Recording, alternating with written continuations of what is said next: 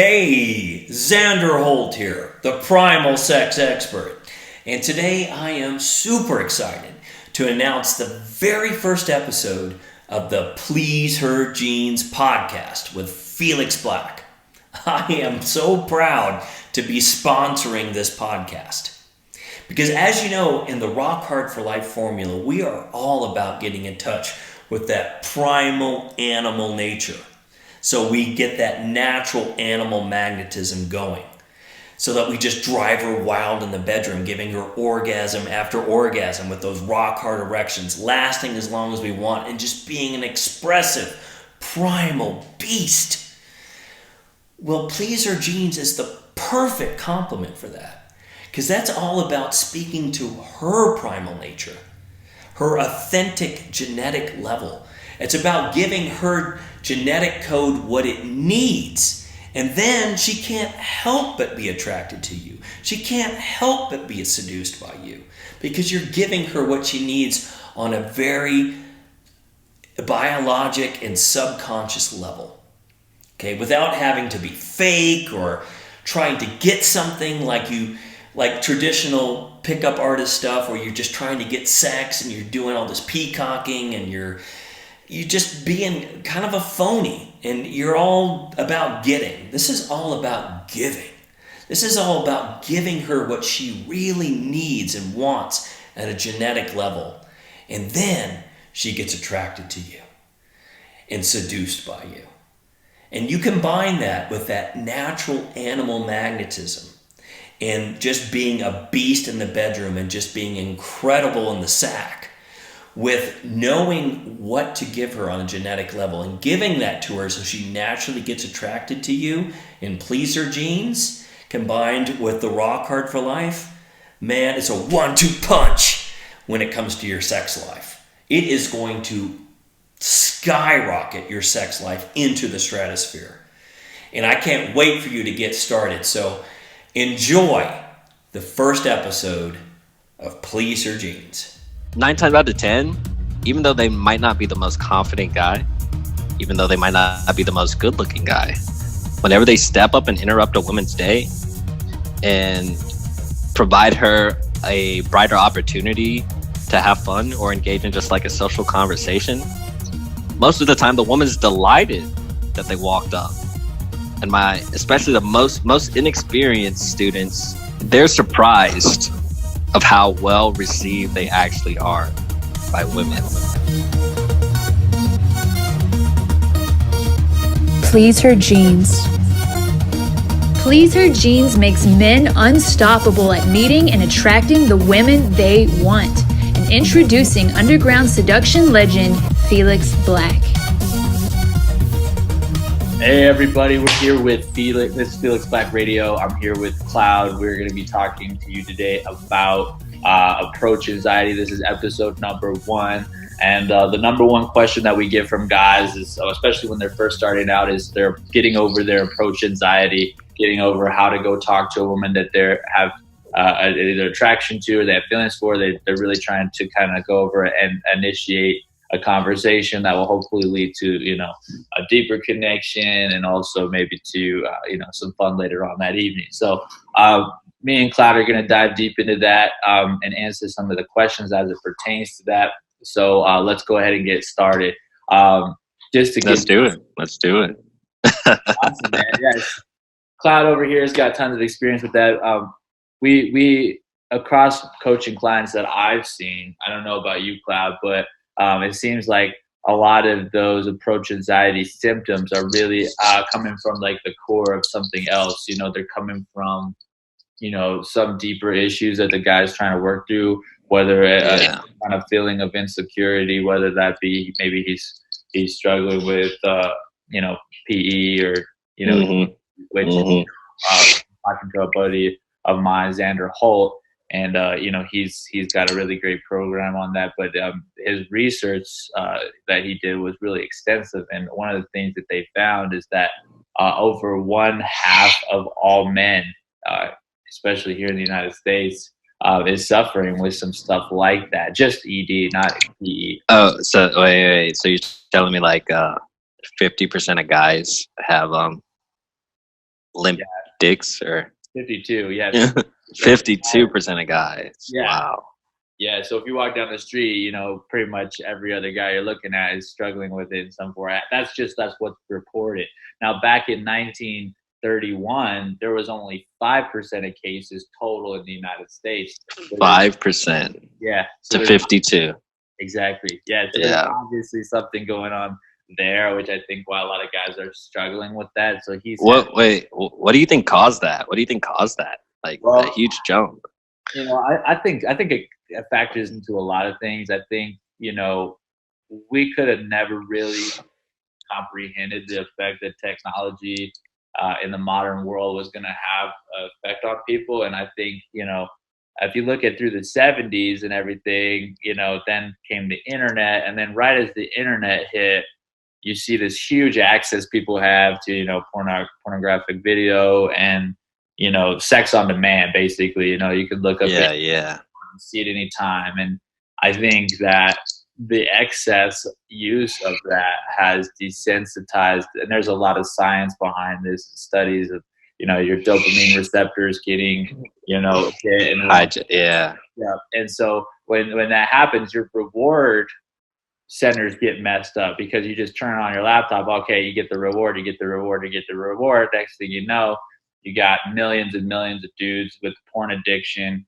And all of a sudden, anytime they want to feel a connection to a woman and they're feeling approach anxiety, they can just turn on their phone, beat off real quick into a Kleenex and, kind of get a instant gratification, dopamine. But over time doing that, the dopamine receptors are going to go down, and then they're not going to get the same excitement when they see a woman to have the balls to go up and talk to them, number one. Number two, when it does happen, if it does happen by chance that they do end up being with a woman, they're disappointed because they can't get their dick hard or they have PE, and premature ejaculation. So then they don't feel like they're adequate lovers. And it's just like this vicious cycle that pulls this guy down this path where now all of a sudden he's like worried about it, and then he can't, he's like, oh, I could go talk to this girl, but he's thinking about all the stuff that's going to happen. All the other stuff. Yeah. And not what he's going to say. He's not in the moment with her. He's not present with her. And so she can't feel connected to him at the end of the day.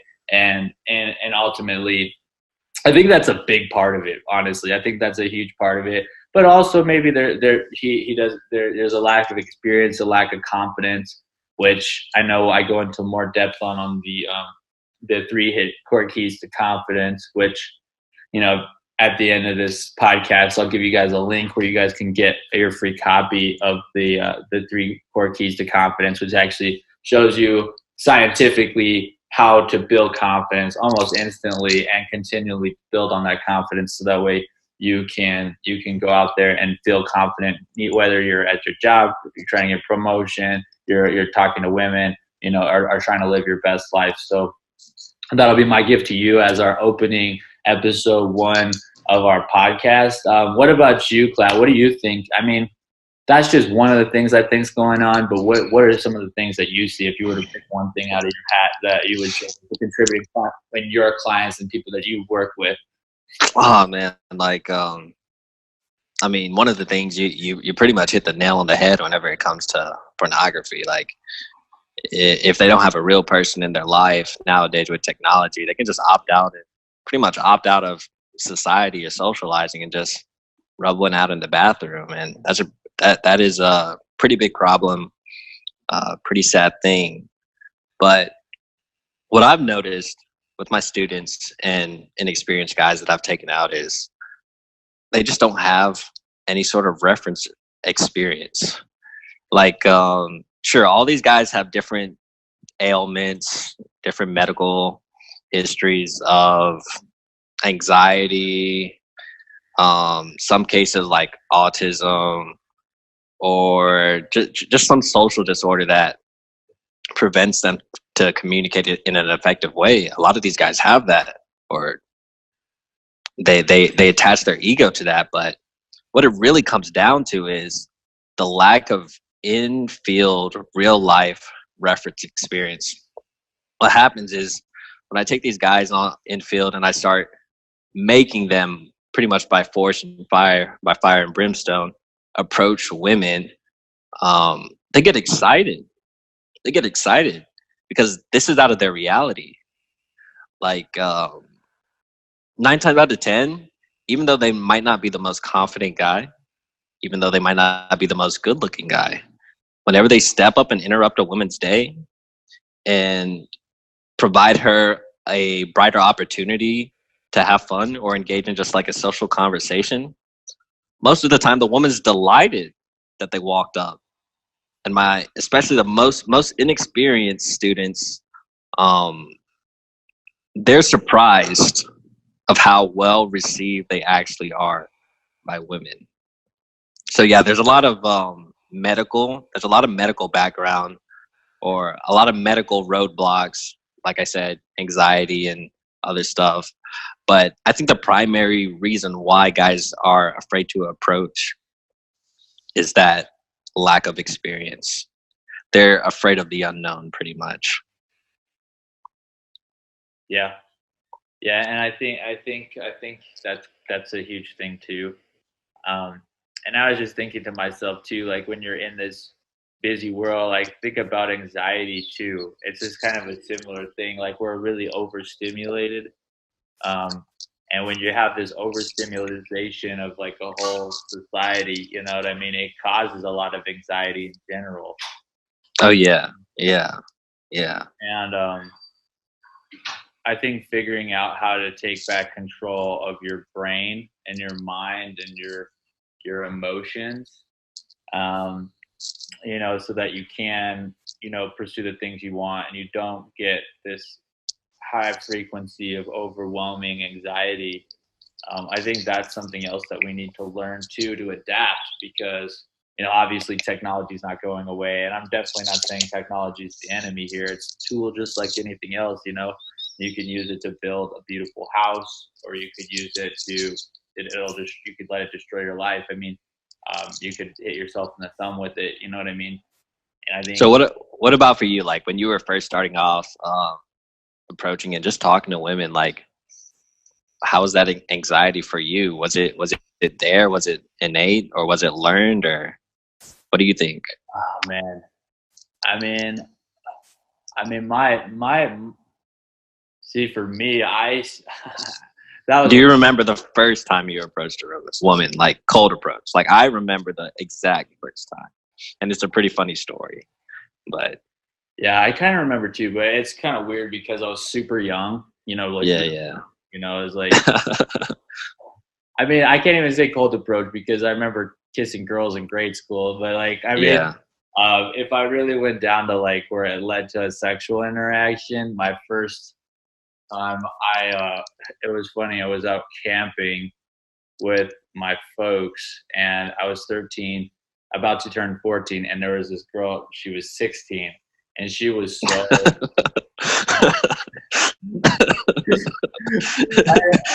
I just remember, like, I was like, "Damn, this girl is just fine as fuck," and just had curves, man. And I mean, come on, man, you had to lay it to young Sally on the camping trip, man. Young Sally, you had to. But anyways, I was pretty nervous, though. I was pretty nervous, you know, because I was young, you know, whatever, and she was older than me, but, you know, I just played my cool, and it ended up working out. I mean, we just kind of hung out, and I would just crack jokes and just hung out with her like a friend, like I would with a friend. Yeah.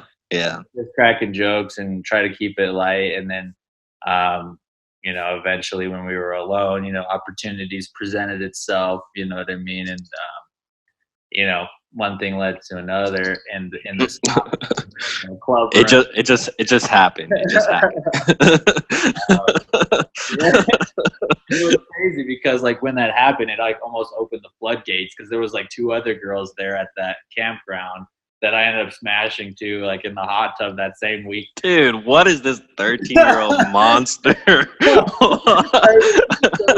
You know, kid totally like created a monster, dude. What is this 13-year-old You got Tiny Timmy running around snatching up girls left and right from the camp, man.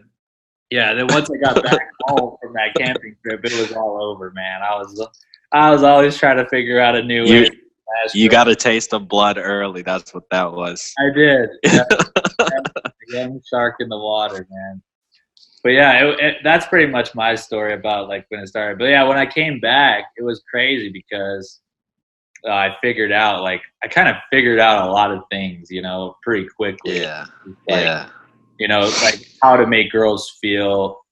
It was like almost intuitive, I think, at first. Maybe I don't know how I figured it out, but I kind of figured out that women need an excuse. They need to be liberated. They need a cop out, pretty much. Exactly. Yeah. They need a cop out. They need to feel like it just happened. You never just. Yeah. I mean, I have done that too, and it has worked, but only when a certain amount of sexual tension has built up. Yeah. Beforehand, and then you could be like, "Hey, let's fuck," and then it's sexy because it's like a foreplay. You know what I mean? And the foreplay is more of like an energy of feeling because it's like you're looking at their body language, they're looking at you, like you can tell there's something there, and if that goes on long enough, then there's sexual tension there. But in most cases, and for most guys doing this, especially when it's somebody you've met, you know what I mean? There is a sequential order which we talk about in the 7 Hidden Keys, but it's all about every mating ritual goes through these certain steps. But one of the main things, and I don't know if I really touch on this in the 7 Hidden Keys, but is they need a cop out, and I kind of touch on. They need a cop out, yeah. If you're inviting her up to your house, you know what I mean, and you've already gone through the first initial steps, you're never just like, hey, come up to my place so we can do it, or just say, come up to my place. You have to have a reason that she's coming up to your place that doesn't have to do with sex. So it's like, hey, I need to feed my pet goldfish.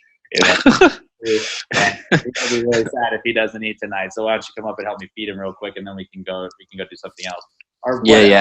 I think you did cover this in the 7 Hidden Keys. I remember reading that. Yeah, you did cover this. But in a school setting, I realized too that if I slept with the girls at my school, that word was going to get out and it was going to ruin my chances. I mean, it's not ruin it, but word was going to get around. And if I slept with a couple girls, there was going to be all this drama and gossip and all this weird bullshit I didn't want to deal with because I observed other guys dealing with that same situation. So what I did was I actually dated women from other schools all over, and they would really just fuck. And I think it's the same thing as an adult, because when you're a kid, you're dude. Girls love secrets, man. Girls love secrets. What's one of the most well-known female clothing brands? Victoria's Secret. Exactly, dude. Girls love secrets. You got to keep it secret. You got to be discreet. You got to be discreet because what people don't understand is that's their reputation.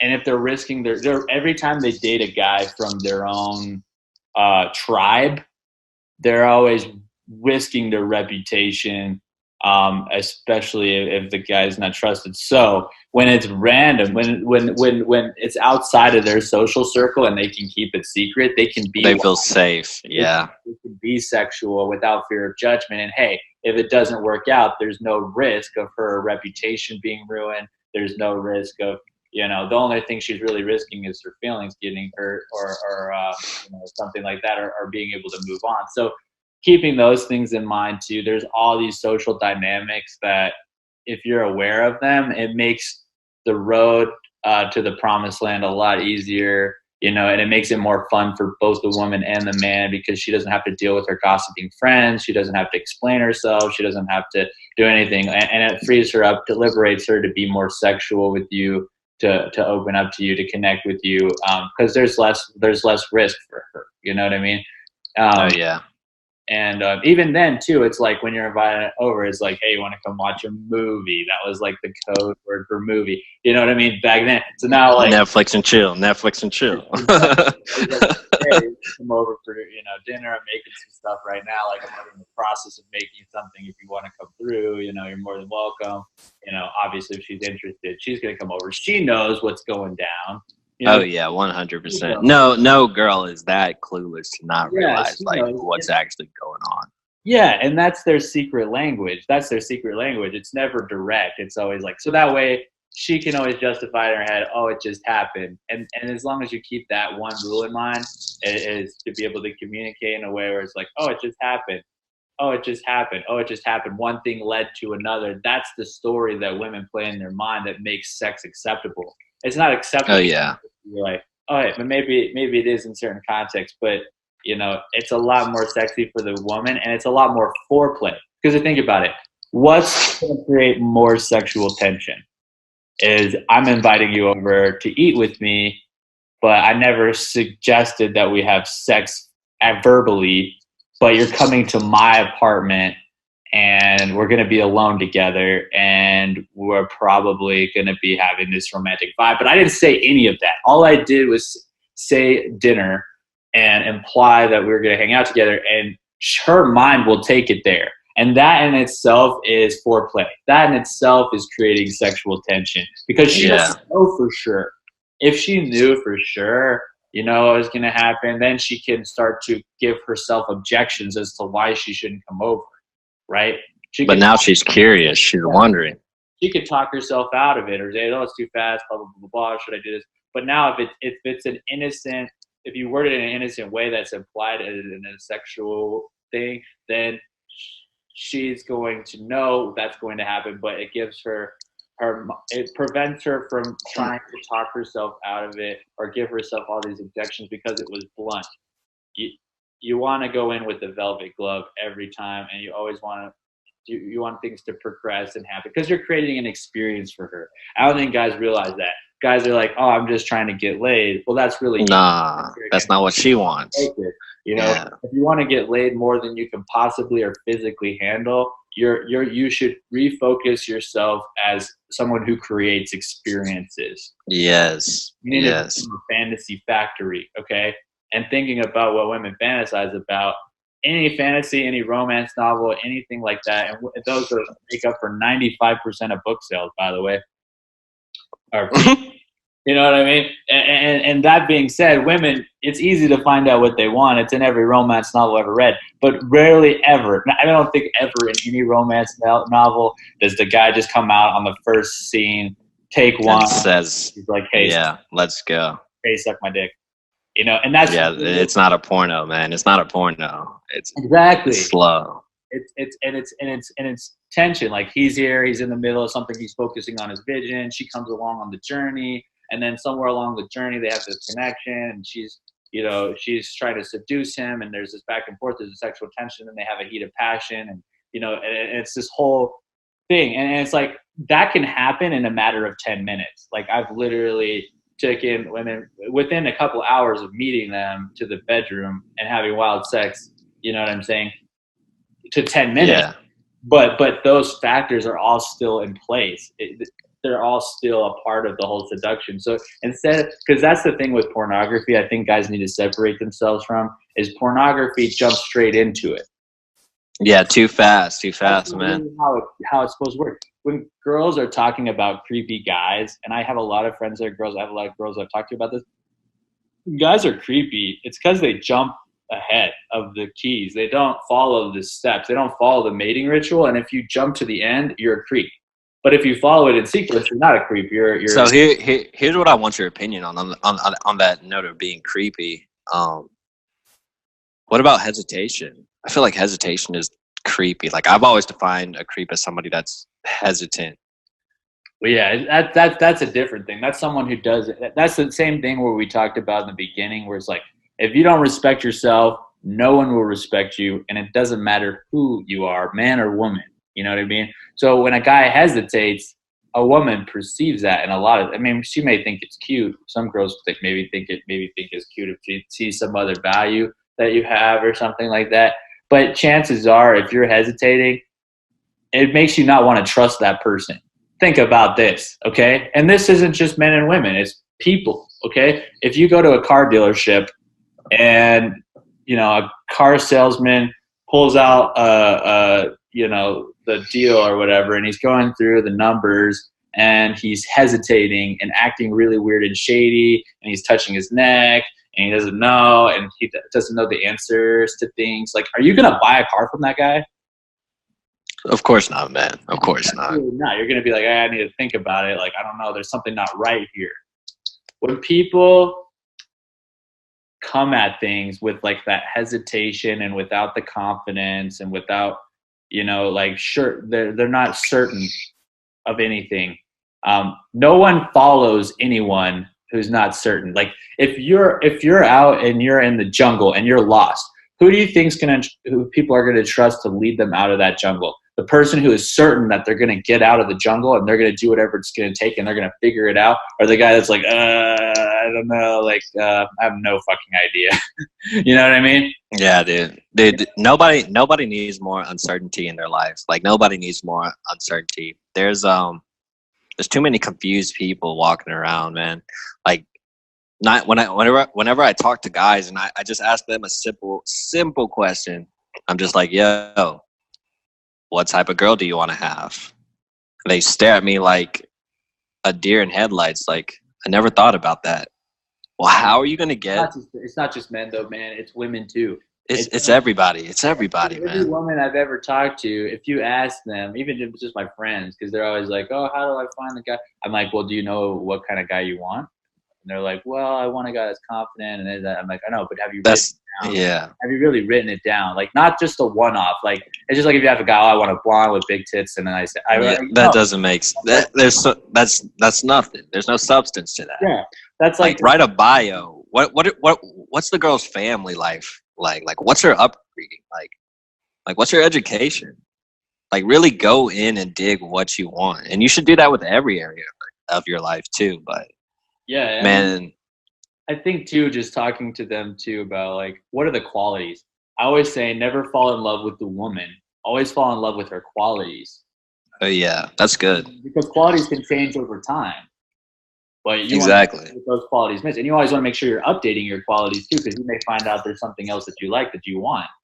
You know what I mean? And how are you going to find it if you're not really super specific about what you want? And I know guys are naturally going to try to treat it. I mean, women are naturally going to treat guys like status objects, and men are going to naturally try to go towards the physical. But you got to get beyond that, because how are you going to know what girl is really worth you going up and talking to her? How are you even know that? That could be another secondary or even a bigger. That's probably what we're going to talk about next time. Yeah. Approach anxiety too, if you think about it, is if someone doesn't know what they want. Where does certainty come from? Knowing what you want. If you know what you want, then the decisions in your life are easy, and you're confident in what you're going to be saying. And I mean, if you know what you want, literally your life is like binary. Is this contributing to what I want? Yes. Is it not? No. Then drop it. It's that easy. But you have to know what you want, man. Exactly. You have to know. Yeah, because know. Even if you're just looking at them, you're just like, oh, this girl is what I want, and you're observing her. And then when you're talking to her, you're not approval seeking, right? You're trying to figure her out and see if she's even worth taking home that night, because seeing if she meets your criteria. Like, even Bill Gates sit down. People think Bill Gates is like this nerd dude, but one of the cool things is like the story of how he met his wife is he would go up and straight up ask chicks like what their fucking IQ was and shit. Like, you know what I mean? That's like, crazy, bro. His dirty ass like had a fucking criteria, dude. Dude, I'm adding that to my repertoire, man. What's your IQ? You don't know it? Step aside. Yeah. Well, for Bill Gates, that was something that was super important to Bill Gates. So he, it made sense that he would do it. And he's been married for 30 years. He's had this successful relationship with someone, because he knew exactly what he wanted. You know what I mean? Oh yeah. So it goes for everybody. If Bill Gates can do it, fuck it. Yeah. And here's another little tidbit that a lot of guys complain about whenever they're trying to like approach girls. They think they're bothering them or like interrupting them or just not. They're not important. Do you get that too? Like with your clients?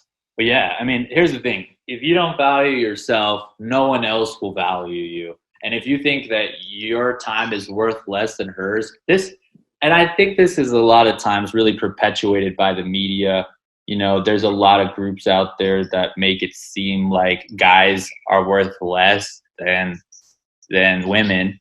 Yeah. Or that guys need to be subservient to women, that women are beneath women. Like there's this whole thing. And I think we are more equal than anything. I mean, we all have our value and we all bring value to the table. It doesn't matter if you're a homemaker or a breadwinner. You both equally bring value to the table, even in a marital context, because raising kids is hard, just as hard as it is to go out and get a paycheck.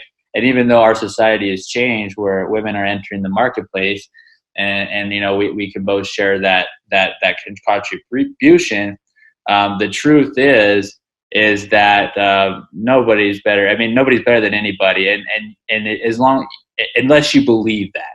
Mm-hmm. You're worth less than someone else only if you believe that. That's true. More level. So yeah, if you go up and talk to a girl and you believe her time is worth more than yours, then fuck it. Then it is. You're gonna look like a weak. You're gonna look really weak when you go up and talk to her, and she's gonna think you're pathetic, and she's gonna perceive your time as less because you put it there, not because she thought it was there. And yeah, you went up there and talk to her like your time is valuable. And here's another thing, like then you're gonna have a lot more success. 9 times out of 10, whenever you're talking to a woman, especially during the day, they are not doing anything interesting. You're not interrupting them. You're not bothering them. And this is where I also believe like a good bit of healthy entitlement comes into play. Like you are doing them a favor by breaking their mundane day up and giving them an opportunity. Notice how I said opportunity right there. You're giving them an opportunity to meet a valuable guy. Like that's it. Yeah, and yeah, man. Even approaching it in a way where that's why I talk a lot about body language, because if you read her body language and she's giving you strong eye contact and you walk up and you talk to her, she just gave you permission. And she just gave you permission. That's cool to talk to. But even if she didn't, and you're just straight up cold approaching, you know what I mean? As long as you come up with a thoughtful, creative way, and you're giving her a compliment on something non-physical, okay? Maybe it is, but in a way that's really, I would say non-physical. Like notice something about her. Like if she's got some Buddha bracelets on, maybe ask her, hey, like, do you meditate? It looks like you got some cool bracelets on there. What is this one right here? And then she'll know, like, oh yeah, this is this is amethyst. It's helping on my journey. Oh, tell me about that. Like it sounds like you're really on a journey of self-growth. Like tell me how that's going. Oh, boom, boom, boom. So then now you're talking to her about something that's important to her other than her looks, right?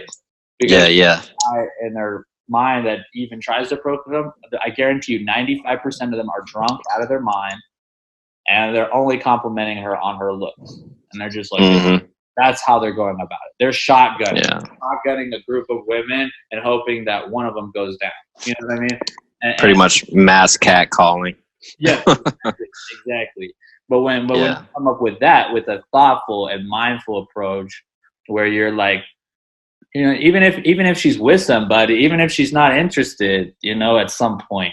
But I promise you, she's going to be a hell of a lot more interested than if you just shotgunned it, Exactly. She's not even going to pay you, and she's heard that so many times. It's like spam mail in your mailbox, man. Like you don't even notice it whenever it happens. You don't even notice it.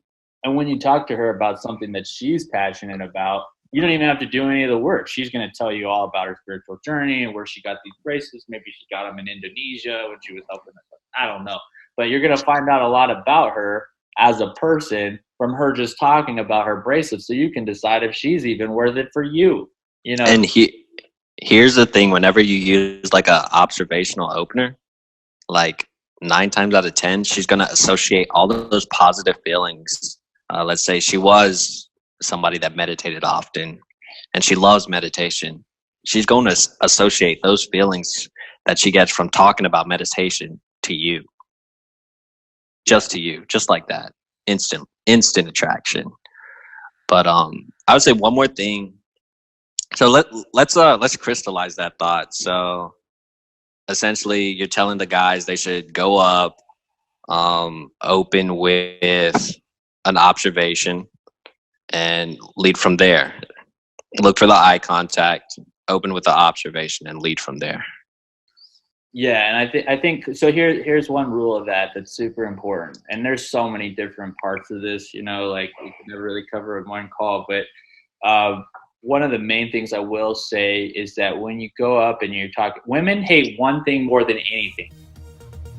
Find out the rest on the next episode of Please Her Jeans. Please Her Jeans is partnered with Xander Holt and his amazing program, Rock Hard for Life. The Rock Hard for Life formula is the world's most comprehensive program for men's sexual health. If you join Rock Hard for Life today, you get access to the life-changing breakthrough Rock Hard for Life formula, plus Felix Black's foundational dating content. Xander Holt and Felix Black have developed the ultimate one-stop shop to make your health and sex life rock solid.